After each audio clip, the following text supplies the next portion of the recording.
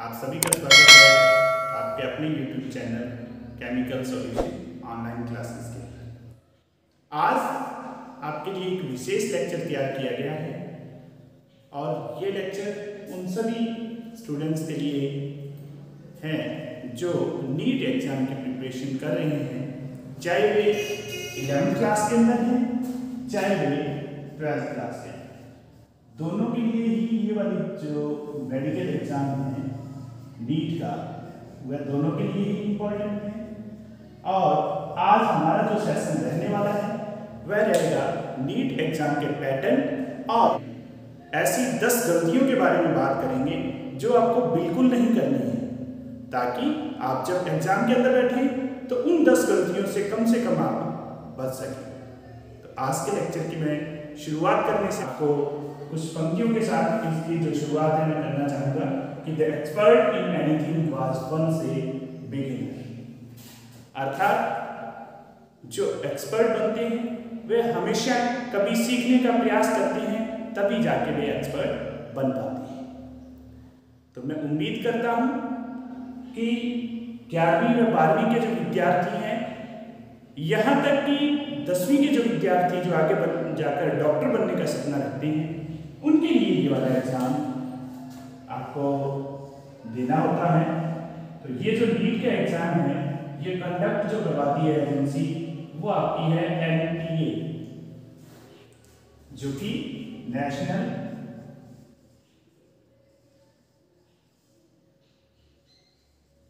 Testing agency, जो कि exam को आयोजित करती है। एग्जाम कौन सा होता है? नीट का। और किसके लिए होता है? नीट का एग्जाम 2 तरह से होता है, एक तो आपके यूजी के लिए रहता है, एक आपके पीजी के लिए रहता है। यदि आप नीट का एग्जाम क्लियर कर लेते हैं तो आपका जो सपना है डॉक्टर बनने का, यदि आपका सपना है तो आप इस एग्जाम के माध्यम से साकार कर सकते हैं। तो देखिए, यूजी अर्थात अंडर ग्रेजुएशन और पोस्ट ग्रेजुएशन। अंडर ग्रेजुएशन के माध्यम से जो आप करते हैं, जैसे आप MBBS करना है, आपको BDS करना है, या आयुर्वेद के अंदर आपको यदि कोई यूजी की डिग्री लेनी है तो उनके लिए आपको नीट जो है यूजी वाला देना पड़ेगा। और दूसरा जो एग्जाम होता है पीजी के लिए, वह भी एग्जाम नीट का ही है, और यदि वह आप क्लियर कर लेते हैं, इसके बाद में आप ये वाला एग्जाम देते हैं, और ये एग्जाम क्लियर करने के बाद में आप जैसे MS है, MD है, ये जो डिग्री आपको करनी है, तो उसके लिए आपको पीजी का एग्जाम देना हो। जो विद्यार्थी अभी 11वीं 12वीं के अंदर है, इवन 10वीं क्लास के अंदर विद्यार्थी हैं और आगे चल के उसका सपना है मेडिकल लाइन के अंदर जाने का, डॉक्टर बनने का यदि सपना है, तो उसके लिए भी ये वाली जो आज की क्लास है वो बहुत ज़्यादा इम्पोर्टेंट रहने वाली है।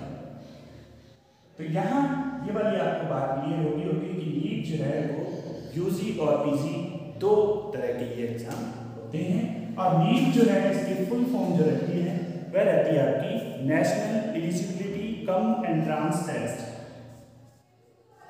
नेशनल एलिजिबिलिटी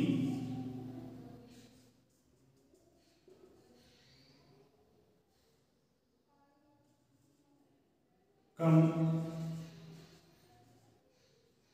एंट्रेंस टेस्ट, जो कि करवाता कौन है? NTA करवाता। यहां आपको ये ध्यान रखना है, यदि आपका एज ग्रुप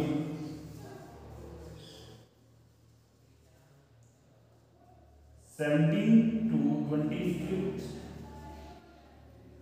ईयर्स के बीच में, तो आप इस एग्जाम के देने की जो है एज ग्रुप के अंदर है, जो है 3 अटेम्प्ट्स आपको मिलते हैं। इस एज ग्रुप के अंदर आपको 3 अटेम्प्ट मिलेंगे नीट का एग्जाम क्लियर करने के। तो आप उन 3 एग्जाम के जो अटेम्प्ट के माध्यम से आप ये एग्जाम क्लियर कर सकते हैं और अपने सपने को साकार कर सकते हैं। तो सबसे पहली बात आती है कि ये एग्जाम दे कौन सकता है। तो ये एग्जाम देने के लिए आपके पास +2 के अंदर या +1 और +2 के अंदर ये मैं कहूँ तो आपके पास साइंस स्ट्रीम से जो है आपको +1 या +2 जो है आपकी कंप्लीट होनी चाहिए। फिर बात आती है exam pattern. NEET exam pattern के अंदर आप देखिए यहाँ पे आपके पास 4 जो सब्जेक्ट हैं जो आपने 11th और 12th के अंदर पढ़े हैं, तो वहां आपको ध्यान रखना है जिसके अंदर आपने फिजिक्स पढ़ी है, केमिस्ट्री पढ़ी है, बॉटनी पढ़ी है और ज्योलॉजी। ये जो चारों चीजें हैं इन सभी के अलग अलग आपको क्वेश्चन मिलने वाले हैं। क्वेश्चन टोटल जो क्वेश्चन आएंगे जो आपको अटेम्प्ट करने हैं वह रहेंगे आपके 45 क्वेश्चंस फ्रॉम ईच सब्जेक्ट। आजकल ये जो 45 क्वेश्चन हैं ये 2 पैटर्न के अंदर आने लगे हैं। तो देखिए 2 पैटर्न में कैसे आएंगे। 45 क्वेश्चन हैं ये ए और बी पार्ट में, ए और बी पार्ट के अंदर आते हैं। ए पार्ट जो आपका रहता है उसके अंदर आपके 35 क्वेश्चन रहते हैं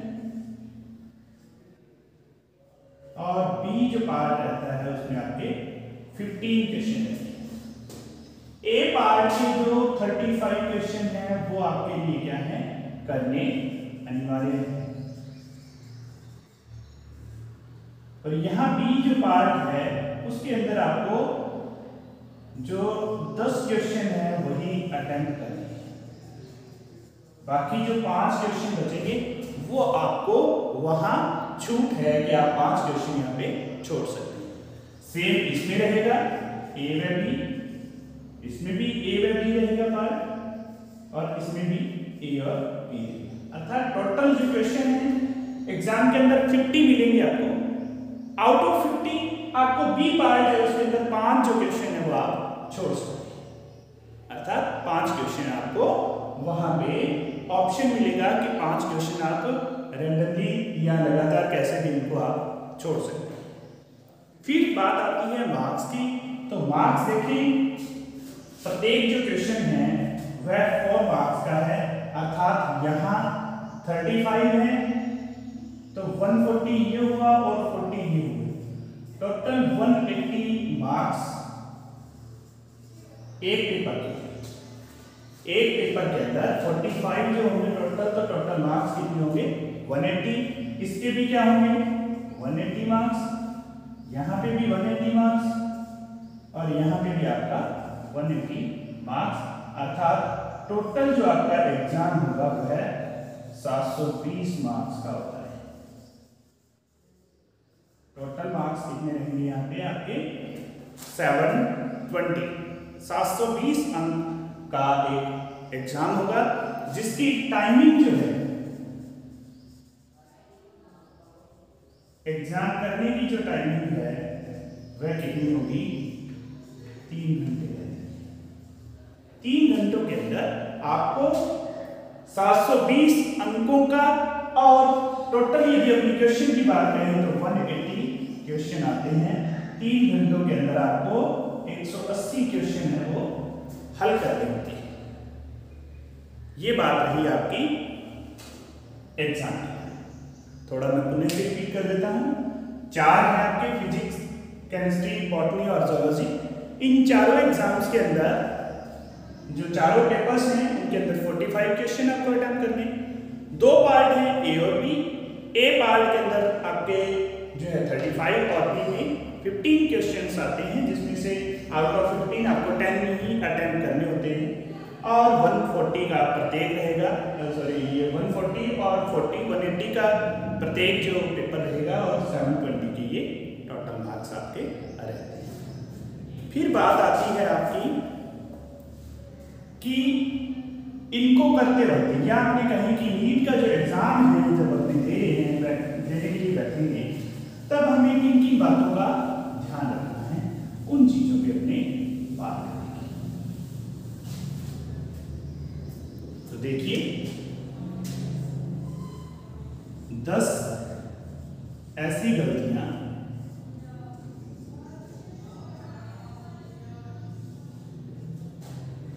जो आपके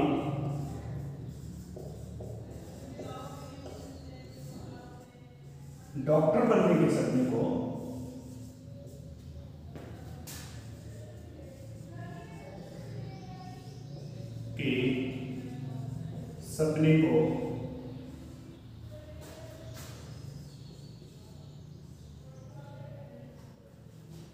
रोक सकती है।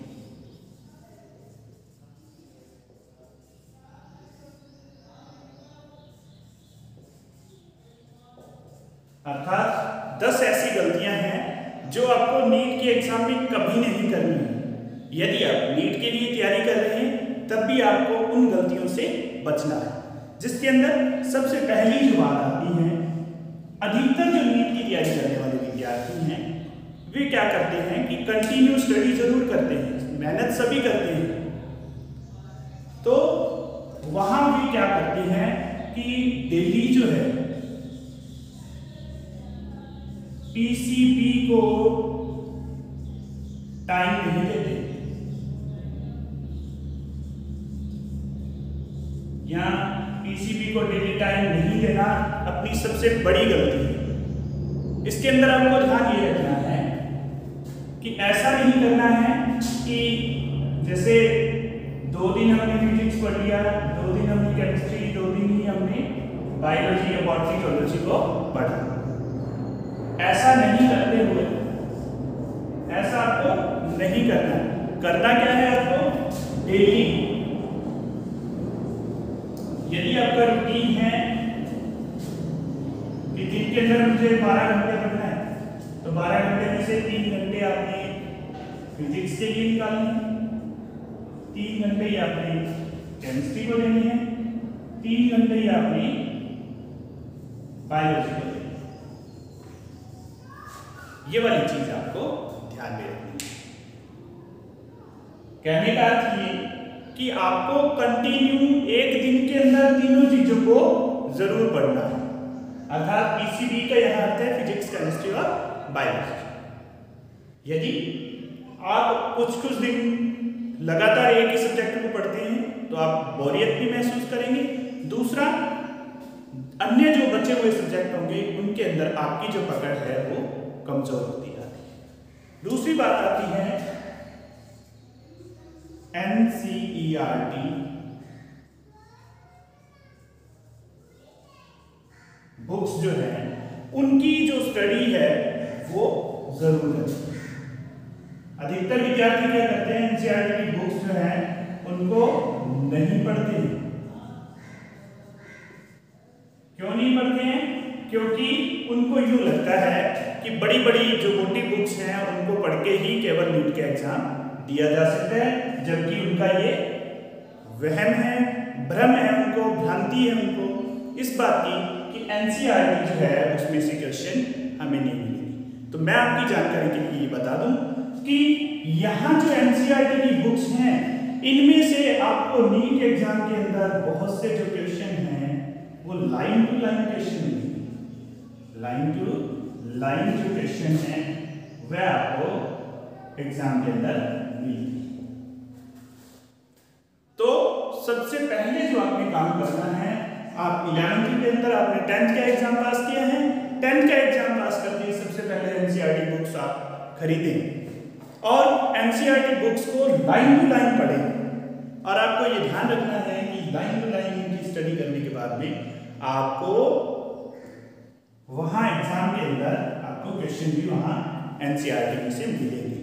हाँ, ये मैं भी मानता हूं कि एनसीईआरटी की जो बुक्स हैं उनकी कई बार लैंग्वेज की प्रॉब्लम रहती है, तो आप 1-2 बार उनको रीड करेंगे तो वह आपको लाइन टू लाइन क्या होगा, कंसेप्ट भी समझ में आने लगेगी और लाइन टू लाइन जो क्वेश्चन वहां पे पुट होते हैं उन पे भी आपकी पकड़ बढ़ेगी। थर्ड वन है बात कि अधिकतर विद्यार्थी जो हैं जब स्टडी करते हैं तो उनकी प्लानिंग जो है वह मस्त होती है। प्लानिंग के यदि अपने किसी भी फील्ड में उतरेंगे तो हम कभी भी कामयाब नहीं हो सकते। ये विशेष ध्यान रखना है। आपको एक जनरल सा एग्जांपल मैं देता हूँ। मान लीजिए दो गांव वाले आपस के अंदर खेलना चाह रहे हैं, क्रिकेट का मैच खेलना चाह रहे हैं। जब वो खेलेंगे उससे पहले वे टीम का निर्धारण करेंगे, टीम के लिए प्लानिंग करेंगे कि कौन कौन हमारी टीम के अंदर खेलने वाला है, और जो खेलने वाले हैं उनमें भी कौन बैट्समैन के रूप में उतरेगा और कौन एज ए बॉलर वहाँ काम में आएगा, अर्थात बॉलिंग कौन करेगा। बैटिंग भी यदि करनी है तो उसकी भी प्लानिंग होगी कि फर्स्ट जो बैटिंग है वो कौन करेगा, बॉलिंग की भी प्लानिंग रहेगी, कौन सी फील्डिंग कहाँ लगानी है। इन सभी चीज़ों की जब अपनी प्लानिंग करेंगे तभी अपनी जीत की ओर बढ़ सकते हैं।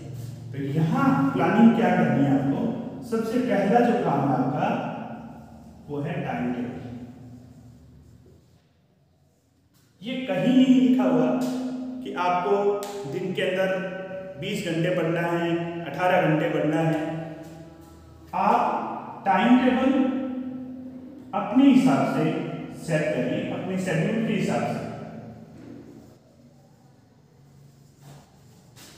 परंतु उस शेड्यूल के अंदर जो आपने सेट किया है, उस शेड्यूल के अंदर आपको जो रखना है वो कंटिन्यू रखिए, उसको कंटिन्यू रखना है। जब आप उस शेड्यूल को कंटिन्यू रखेंगे तो आपको सफलता निश्चित मिलेगी। प्लानिंग रहेगी, टाइम टेबल रहेगा कि इस टाइम पीरियड के अंदर मेरे को इतना जो सिलेबस है मैंने कंप्लीट करना है, फला बुक्स है उसमें से मेरे को करना है, फला लेक्चर है मैं देखूंगा और वहां से मैं इसको कंप्लीट कर दूंगा। फोर्थ वन जो आपकी बात आती है वह रहती है थ्योरी पे। बच्चे जो है वो ज्यादा ध्यान देते हैं, थ्योरी ज्यादा पढ़ना, वह प्रैक्टिस जो है कम करना। तो आप यदि इसकी नीट की तैयारी कर रहे हैं तो ऐसा नहीं करेंगे। तो आपको क्या करना है उस पर अपने बात कर लेते हैं। थ्योरी आपको पढ़ना है, परंतु थ्योरी से जो आपको चीज सीखनी है वह सीखना है कंसेप्ट। वहां से आप कंसेप्ट को पकड़े, उस कंसेप्ट को लेते हुए उससे कंसेप्ट को क्लियर करें। फिर जो है प्रैक्टिस बहुत अनिवार्य है। प्रैक्टिस कहाँ अनिवार्य है, मान लीजिए कोई भी बैट्समैन है, बैटिंग करने के लिए उतरे और उससे पहले यदि उसने प्रैक्टिस नहीं कर रखी तो उसको जिस भी पिच पे वो खेलना चाह रहा है तो वहां उसको ये अंदाज नहीं रहेगा कि बॉल यहाँ गिरने के बाद में कितनी फास्ट आएगी, कहाँ से स्विंग हो सकती है। तो आपके लिए जो पिच है वह आपका नीट का एग्जाम है, आपका सिलेबस है, तो उसको आपको समझना है। तो यहाँ आपको सबसे जरूरी जो करना है वह प्रैक्टिस है। प्रैक्टिस कैसे होगी, वह होगी टेस्ट सीरीज के माध्यम से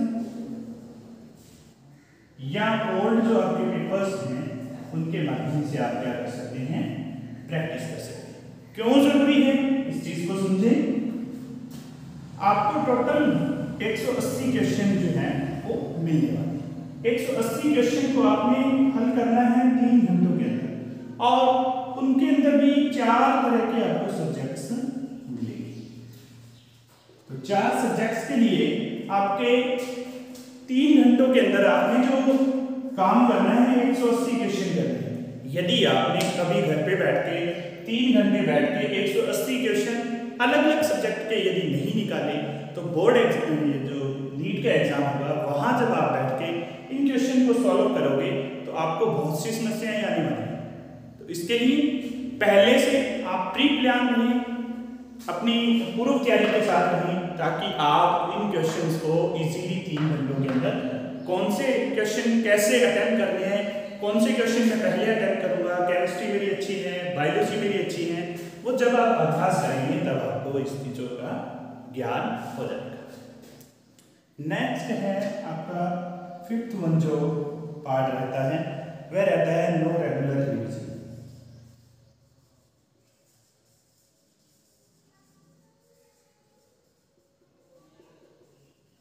तो आपको ये ध्यान रखना है कि अधिकतर जो विद्यार्थी हैं वो क्या करते हैं कि कंटिन्यू पढ़ते हैं और बहुत लंबे लंबे समय तक पढ़ते हैं।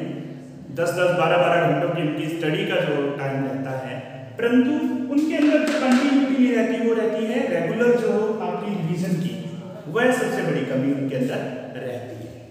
उस कमी को कैसे पूरा दूर करना है, तो आपने क्या करना है, कोई भी अपने जो बुक्स आपने निर्धारित की हुई,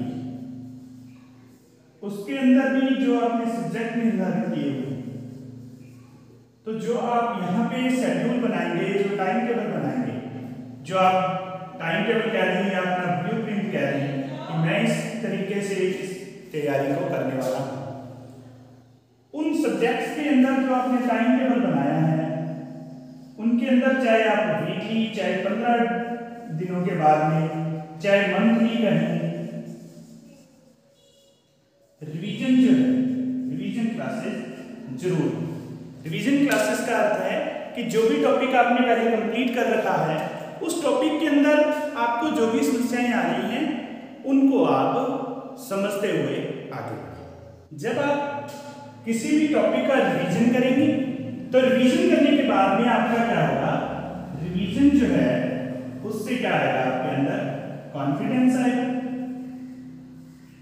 और वो जो कॉन्फिडेंस है वो आपका क्या करेगा, एग्जाम को क्लियर करने के लिए बहुत ही सहायक से होगा। फिर बात आती है आपकी 6 मंथ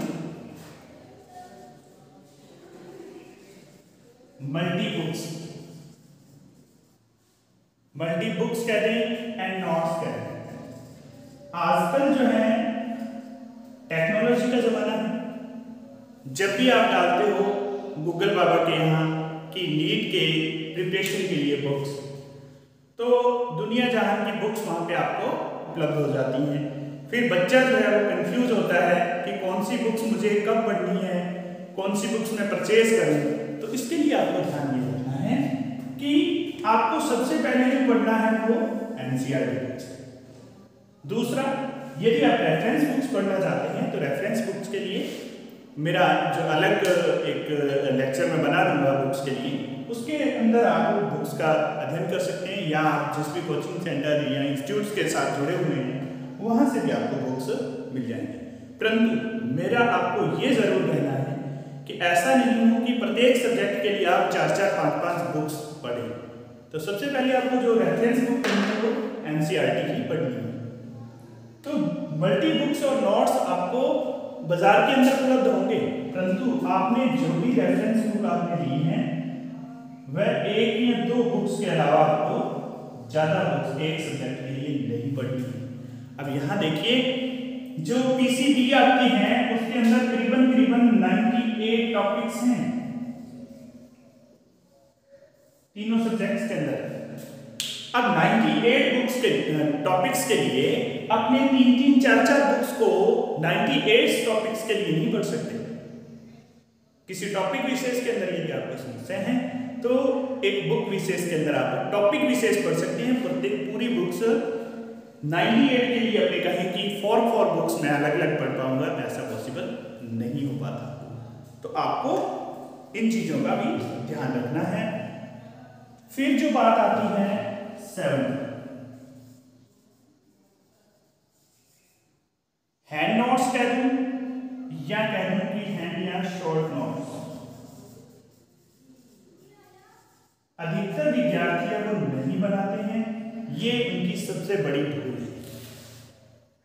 अभी आपको ऑनलाइन लेक्चर कितने भी प्राप्त हो जाए, ऑफलाइन आपने बुक्स कितनी भी पढ़ी, यदि आपने खुद का हैंडवर्क से काम नहीं किया हुआ, तो जब भी आप एग्जाम के अंदर बैठेंगे, रिवीजन क्लासेस आप केवल लगाएंगे, तब आपको ये यदि नोट्स आपके पास उपलब्ध नहीं है, तब आपको बहुत बड़ी समस्या आने वाली है।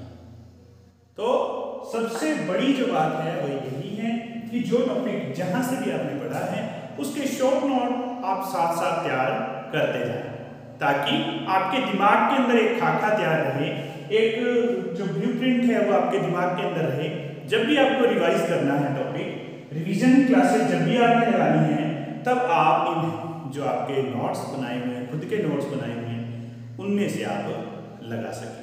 दूसरी बात, शॉर्ट नोट्स का फायदा ये होता है, बोर्ड जो नीट का एग्जाम आ गया, नीट के एग्जाम के अंदर आपको समय मिला कम, लास्ट के अंदर अपने 15 या 20 दिन के अंदर पूरे जो टॉपिक्स हैं उनको रिवाइज करना है।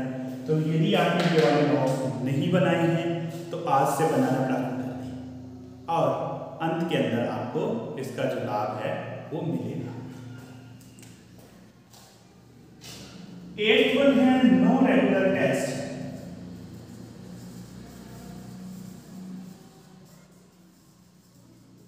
अधिकतर जो विद्यार्थी हैं उनको आजकल ऑनलाइन और ऑफलाइन टेस्ट सीरीज आपको मिल जाएगी। बहुत से इंस्टीट्यूट हैं जो ऑनलाइन जो टेस्ट सीरीज हैं वो उपलब्ध करवा रहे हैं, परंतु वहां बच्चा रेगुलर यदि टेस्ट नहीं दे रहा तो उसका ये वाला जो प्लानिंग है जिसके अंदर अपने चाह रहे हैं कि 1 एप्लीकेशन 3 आवर्स के अंदर वो कंप्लीट कर ले, वह नहीं कर पाता।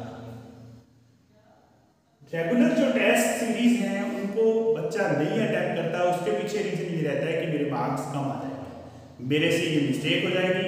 इन चीज़ों को नज़रअंदाज करते हुए यदि अपने से टेस्ट सीरीज जो अपने किसी इंस्टीट्यूट के लिए दे रहे हैं वहाँ यदि अपने कोई गलती कर रहे हैं तो वहीं आप प्रण लें कि मेरी जो गलती इस एग्ज़ाम के अंदर हुई है मैं फाइनल एग्ज़ाम के अंदर ये वाली गलती दोबारा से नहीं करूँगा। वह गलती का पता कब चलेगा, जब हम रेगुलर टेस्ट सीरीज के साथ जुड़े रहेंगे, तभी हमें अपनी जो गलतियां हैं उनका एहसास होगा। 9th वन है नो डाउट। हमें जब भी कोई टॉपिक करवाया जाता है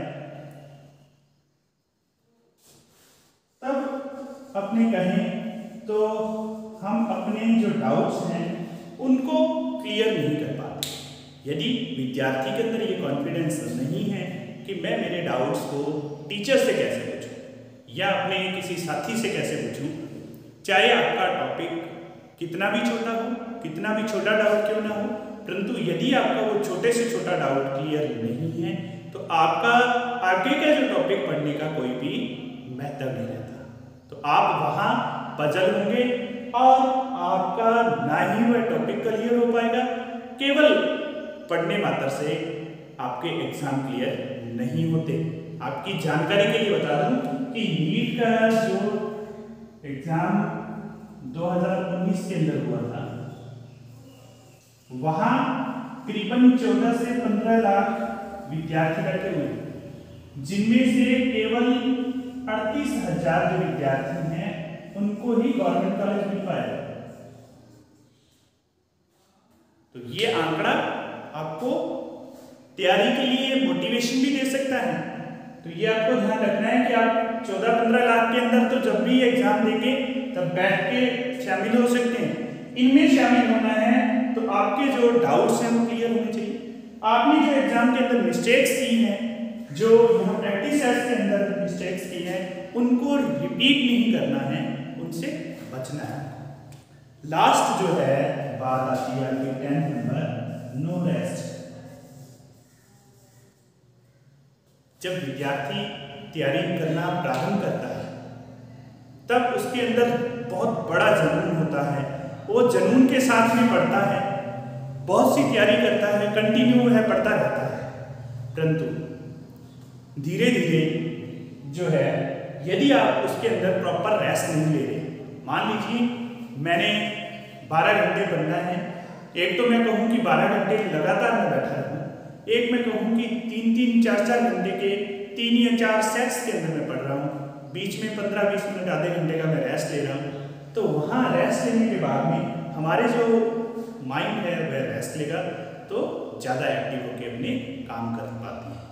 जैसे आपने भी महसूस किया होगा कि जब भी आप क्लासेस अटेंड करते हैं, एक सैटरडे को क्लास आपने अटेंड की है और एक संडे के ऑफ के बाद में मंडे को क्लास जब आप अटेंड करते हैं तो मंडे की क्लास के अंदर आपको बड़ा एनर्जेटिक और रिलैक्स फील होता है और आप बहुत ही ध्यानपूर्वक उस क्लास को अटेंड करते हैं।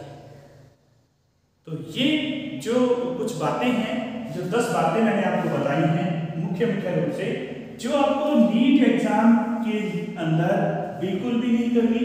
यदि आपका सपना है डॉक्टर बनने का तो वह आपके सपने को रोक सकती हैं। ऐसी ये जो 10 बातें मैंने आपको बताई।